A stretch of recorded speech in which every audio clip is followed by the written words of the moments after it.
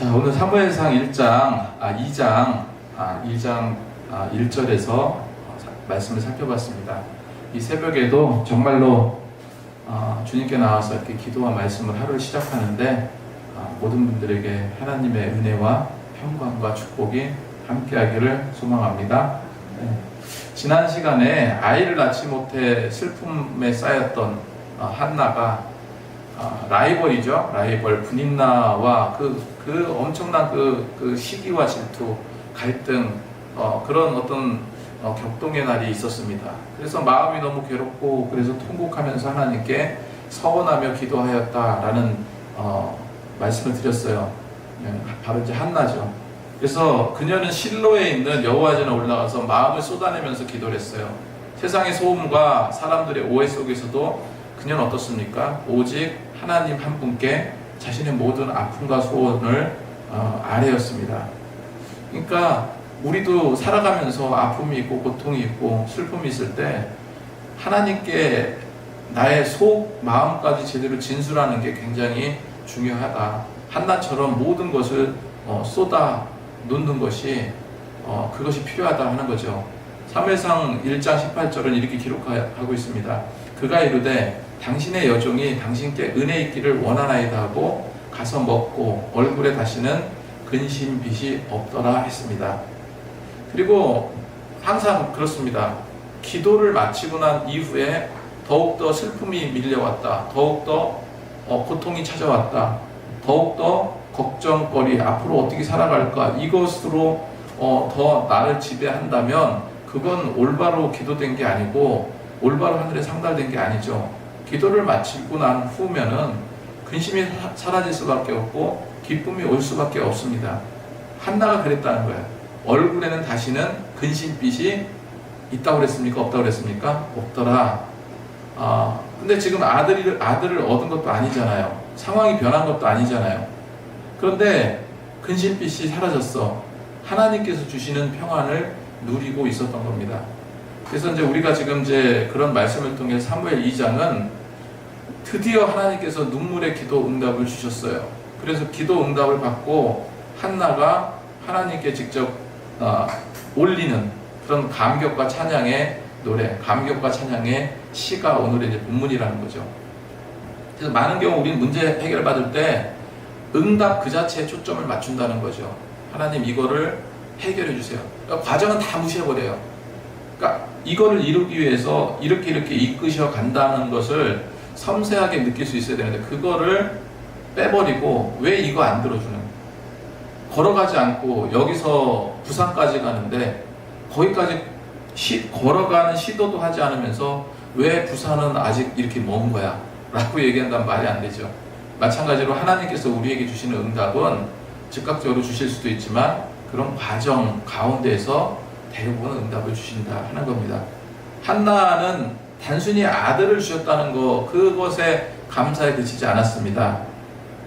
그녀의 찬양은요, 사무엘이라는 그 아들을 넘어서 정말로 구원을 베푸시는 하나님 그 자체를 향하고 있는 거예요. 그래서 오늘 이 한나의 찬송을 통해서 정말로 기쁨과 감사의 근원이 어디 있는지, 그리고 우리가 믿는 하나님은 어떤 분이신지 깊이 깨닫는 시간이 되기를 소망합니다. 그래서 한나는 사무엘을 하나님께 바친 후에 위대한 기도의 노래를 부릅니다. 그리고 이 노래는 개인적인 감정을 넘어서 하나님의 성품과 그분이 주시는 어떤 주권적인 통치를 선포하고 있는 신앙 고백입니다. 우리도 이와 같은 신앙 고백이 넘쳐나게 소망합니다. 그래서 첫 번째로 내 기쁨은요 항상 주님 안에 있다는 사실을 기억했으면 좋겠어요. 오늘 말씀에 1절에 보면 한나가 기도하여 이르되 내 마음이 여호와로 말미암아 즐거워하며 내 뿔이 여호와로 말미암아 높아졌다. 내 뿔이 여호와로 말미암아 높아졌다라고 말하고 있습니다. 여기서 이제 뿔이라는 것은요 히브리어로 케렌이라는 단어예요. 케렌. 이거는 힘과 능력 그리고 명예와 존엄을 상징하죠. 그러니까 세상에서 멸시받고 애못 낳는다고 그런 어떤 수치를 당하고 그랬던 자신의 명예가 회복된 거, 그것은 아들 때문이 아니라 누구 때문이에요? 여호와 하나님 때문이라고 분명하게 선포하고 있습니다. 모든 영광을 받으실 분은 하나님이시죠. 그러니까 우리가 어떻습니까? 자녀가 좋은 대학 가면은 그로 인해서 내 명예가 회복된다. 사업이 잘 되고 돈을 많이 벌면 내 명예와 내가 좀 높아진다. 건강이 회복되고 하면은 내가 그걸로 감사하고 어떻게 주님을 위해서 봉사할까 이 생각이 아니라 그냥 건강해졌으니까 이제 마음대로 세상 가서 놀자, 즐기자 이렇게 된다면 그러기 전과 그런 이후가 어떤 차이가 있겠습니까? 아무 영적인 차이가 없어요. 그래서 한나는 오직 주님께서 주신 그 구원 자체를 기뻐하면서 하나님께 찬양을 했다는 거예요. 이어서 고백하는 말이 뭡니까? 여호와 같으신 거룩한 이가 없다. 우리 하나님 같은 반석 하나님 같은 반석도 없으시다. 이렇게 말하고 있습니다. 여기서 이제 거룩이라는 말은 카다시라는 단어예요. 카다시. 구별된 거를 말합니다. 구별된 거, 다른 거. 세상 사람과 우리 믿는 자들의 어떤 구별됨, 어떤 구별됨이 있습니까? 우리가 진정으로 하나님을 섬기는가, 진정으로 하나님의 백성인가 아닌가에 대한 카다시, 카도시 그런 구분이 있다는 거예요. 그리고 반석 같으신 분은 없다. 이 반석은 견고하고 어떤 영원한 그 피나듯 반석은 뭡니까? 크고 그냥 아주 듬직한 그런 큰 바위를 말하잖아요. 그러니까 흔들리는 세상 속에서 흔들리는 환경 속에서 결코 변하지 않는 그 피난처가 되는 하나님을 발견했을 때 한나는 세상이 줄 수 없는 그런 기쁨과 안식을 누릴 수 있었던 겁니다. 여러분, 그래서 우리는 정말 환경이나 어떤 주변이 주는 어떤 영향에 의해서 좌지우지 되어선 안 된다 하는 거죠. 저도 이렇게 생각해요. 우리 집사님하고 이제 2박 3일 다 다녀왔는데 지금 굉장히 어찌 보면 또 업된 상태, 뜨거워진 상태요. 근데 항상 갉아먹잖아요. 우리가 지난번에 어웨이크 갔다 왔을 때도 그런 느낌이 있잖아요. 그건 뭐 목사나 아니면 성도님들이 다 똑같아요. 다 그냥 시간 지나면 사그러들고 이런 분위기를 유지할 수 있는 것은 기도밖에 없어요. 어떻게 그게 유지가 되겠습니까? 세상의 환경은 자꾸 나를 쪼아대는데 그 회사에서 상사들이 쪼아대고 또 그냥 집에 집안에 어떤 일들로 인해서 또 상처 입고 아픔을 겪고 또 여러 가지 생각지 못한 일들로 인해서 얼마나 힘들어지는 그런 상황이 많겠습니까? 그러다 보면은 그 원래 가졌던 컨퍼런스나 이런 데 다녀서 가졌던 그 은혜가 자꾸 어떻게 돼요? 소멸되어 가는 느낌이 든다는 거예요. 그걸 우리는 조심해야 됩니다. 그게 바로 사단의 시험이고 계속해서 끝까지 가지 못하게 하는 사단의 전략이라는 거죠. 그래서 기도밖에 없다. 우리 이 시간에는 정말로 그런 기쁨의 근원 되시는 하나님을 다시 한번 기억하시기 바랍니다. 그 다음에 두 번째로 인생의 역전을 이루시는 하나님을 우리가 신뢰해야 될 줄로 믿습니다. 3절에 보니까 심히 교만한 말을 다시 하지 말 것이며 오만한 말을 너희 입에서 내지 말지어다. 여호와는 지식의 하나님이시라 행동을 달아보시느니라. 그리고 이제 쭉 우리가 익숙한 말씀이 6절 이하에 나옵니다. 하나님은 어떤 분이십니까? 여호와는 죽이시기도 하시고 살리시기도 하시며 수월에 내려가기도 하시고 거기에서 올리시기도 하는도다. 여호와는 가난하게도 하시고 부하게도 하시며 낮추기도 하시고 높이시기도 하도다. 이렇게 기록하고 있습니다. 그래서 세상의 어떤 질서를 뒤엎으시고 우리 인생을 역전의 인생으로 만드시는 그 하나님의 어떤 절대 주권을 지금 찬양하고 있는 거죠. 그래서 그녀는 자신을 조롱했던 분인나와 같은 이 교만한 자들을 향해서 경고합니다. 3절에 심히 교만한 말을 다시 하지 말 것이며 오만한 자의 말을 너희 입에서 내지 말지어다. 여호와는 지식의 하나님이시라 행동을 달아보시느니라. 우리 행동을 달아보시는 분이 하나님이시다. 저울에 달듯이 공의롭게 판단하시고 심판하시는 분이다. 이렇게 기록하고 있습니다. 아까 이제 말씀드렸던 4절부터 8절까지는 그 세상의 가치관을 완전히 뒤엎어 놓으시는 하나님의 그 역사를 노래하고 있죠. 그래서 힘의 상징인 용사의 활은 꺾이지만 넘어진 자는 오히려 힘을 얻고 풍족하던 자는 가난해질 수도 있고, 줄이던 자는 배부르게 될 수 있고, 임신하지 못했던 자는 아들을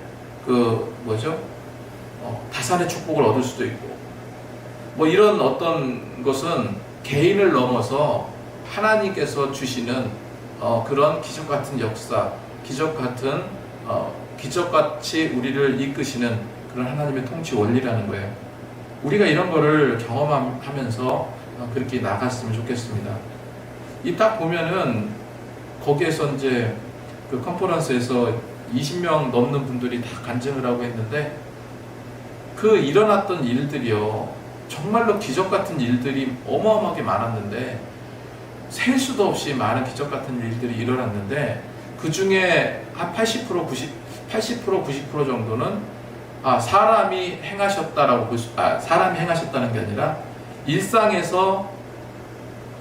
여러 가지 상황의 변수들이 있잖아요. 그런 변수들로 인해서 하나님께서 정말로 좋은 환경, 정말로 하나님께서 이끌어 가시는 그런 것의 최대치의 경험을 얻은 거라고 볼 수 있고, 정말로 한 10% 정도는 이건 사람이 할 수 없는 일, 이건 하나님께서 하시지 않으면, 기적을 행하지 않으시면 일어날 수 없는 일 같은 일들도 있었어요.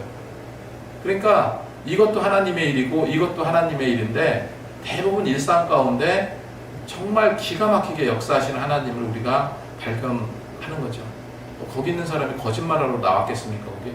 그리고 거기 오신 분들 중에서 그 하늘숲교회 교회 성도, 교회 리더들이라고 해서 공짜로 오는 거 아니에요. 다 돈 내고 옵니다. 다 회비 내고 오고요. 그리고 오히려 더 하나님께 더 헌금하고 오고, 이런 훈련된 자들이에요. 그분들이 와서 엉뚱한 얘기 하지 않잖아요. 근데 놀라운 하나님의 역사를 그냥 목회자의 어떤 익숙한 설교, 익숙한 말에 의해서 그냥 듣던 대로 듣는 것이 아니라 얼마나 생생한지 몰라요. 얼마나 생생한지, 하나님께서 이런 식으로 역사하고 계시구나, 이런 식으로 이끌어 주시는구나.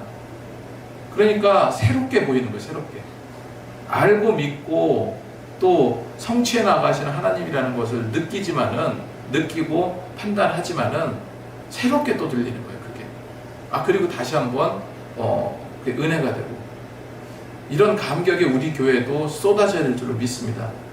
8절의 고백은 놀랍죠. 가난한 자를 진토에서 일으키시며 빈궁한 자를 거름더미에서 올리시고 귀족들과 함께 앉게 하시고 영광의 자리를 차지하게 하시는도다. 이게 궁극적인 하나님을 믿는 우리 믿는 성도들의 무엇입니까? 승리의 모습이에요. 승리의 모습. 역전의 명수라고 하잖아요. 역전의 명수. 근데 이 말씀을 보면서 제가 어떤 생각을 했냐면, 누가복음 1장에 보면은 이제 그 마리아에게 천사가 수태고질 하잖아요. 내게 아들이 있을지어다, 뭐 그렇게 이야기를 하고, 그랬을 때 마리아가 너무 감격스러워서 찬양한 시가 나와요. 그게 누가복음 1장에 있는 시인데, 시를 했는데 내가 느꼈던 게 뭘 느꼈냐면, 마리아가 이때 당시는 신약 시대, 성경이라고는 구약 성경밖에 없는 시대인데, 마리아가 굉장히 성경에 있는 성경을 굉장히 사모하고 많이 읽고 또 많이 또 암송하기도 하고 그랬겠다라는 생각이 드는 게, 물론 이제 누가가 기록한 거지만 마리아가 노래하는 것을 누가가 기록한 거죠. 근데 여기에 있는 말씀을 어느 정도 그 기본적인 거를 따왔어요. 그래서 이 마리아의 노래도 구약과 신약을 관통하는 그런 하나님의 마음을 우리에게 보여준다, 이런 생각이 들더라고요. 우리가 지금 이제 살아가면서 진토에 진짜 거름더미에 시궁창 같은 그런 더러운 곳에 내가 앉아 있는 게 아닌가. 나는 왜 거기에서 좀 더 깨끗하고 좋고 일상에 정말로 누리는 그런 복과 행복을 그런 자리로 옮겨주시지 않는가. 세상의 기준으로 볼 때 나는 실패자가 아닌가, 나는 완전히 넘어진 자가 아닌가, 그렇게 낙심하지 말라는 거야. 그 자리가 있기 때문에 하나님께서 뭐를 하십니까? 하나님께서 일하시는 거예요. 그런 자리에 그런 환경에, 그런 상황에 처하고 있기 때문에 하나님께서 어떻다고요? 일을 하시고 계세요. 나를 위해서. 그래서 힘과 풍요를 누리고 있다면 교만하지 말아야 되고, 모든 게 하나님의 은혜와 은혜라는 사실을 알고 우리는 섬길 수 있어야 됩니다.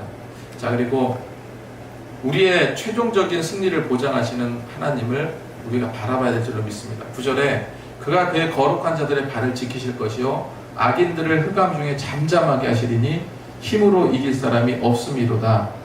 여호와를 대적하는 자는 산산이 깨어질 것이라. 하늘에서 우레로 그들을 치시리로다. 여호와께서 땅끝까지 심판을 내리시고 자기 왕에게 힘을 주시며 자기의 기름 부음을 받은 자의 뿔을 높이시로다. 기록하고 있어요. 자, 마지막으로 한나의 이 노래는 개인적인 감사를 넘어서 하나님의 구원과 역사의 최종적인 승리를 바라보는 그런 어떤 예언적인 노래로 끝을 맺어요.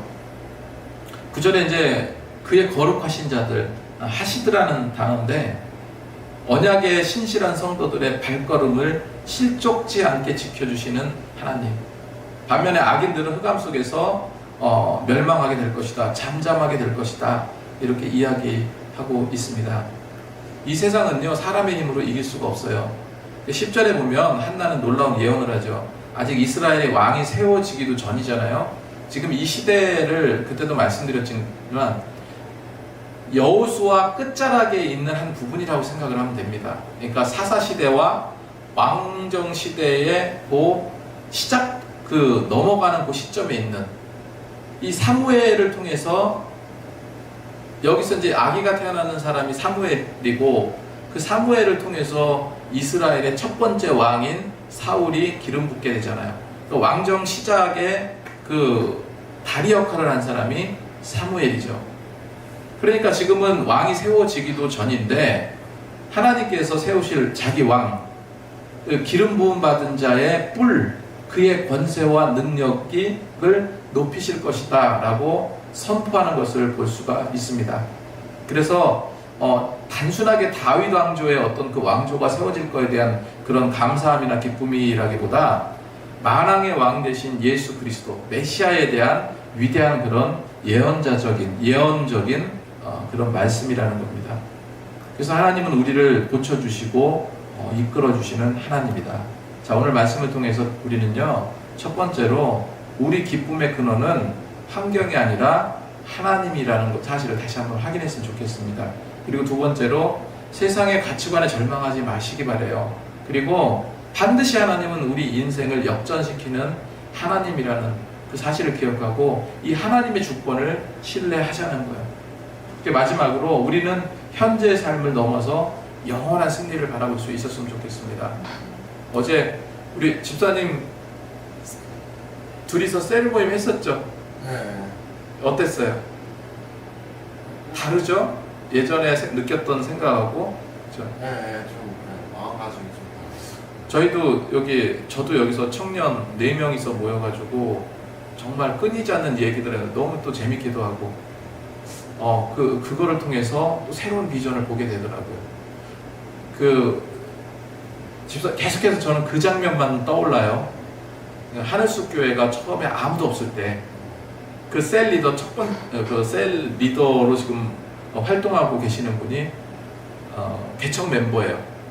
개척 멤버인데 그분이 그 목사님이 우리 셀을 시작을 해보자 그랬는데, 목사님도 셀을 어떻게 하는지도 잘 모르는 상태였고, 그 다음에 순종하고 네 그랬는데 뭐를 해야 될지도 모르는 그런 상황에서 시작을 한 거예요. 그러니까 아무것도 갖춰져 있는 것도 아니고 무슨 어떤 프로그램이 있는 것도 아니고 사람이 있는 것도 아니고 딱 혼자, 자기 혼자 이제부터 우리 셀 교회를 개척하자 그렇게 이야기를 했을 때 네 그러고 했는데 아무것도 어떻게 할지도 모르는 그런 상황이었는데 하나님께 기도하고 맡기고 했더니 그 사람이 60명인가? 60명의 셀원을 지금 만들고 하나님께서 이렇게 부흥시켰다는 거예요. 그런 어떤 기적을 이야기를 들을 때 굉장히 도전을 많이 받게 되더라고요.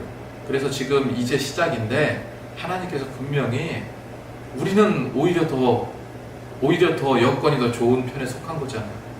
네, 더 좋은 편에 속한 거니까 하나님께서 그런 모든 것을 앞으로 계속 이루어 주시고 채워 주실 줄로 믿습니다.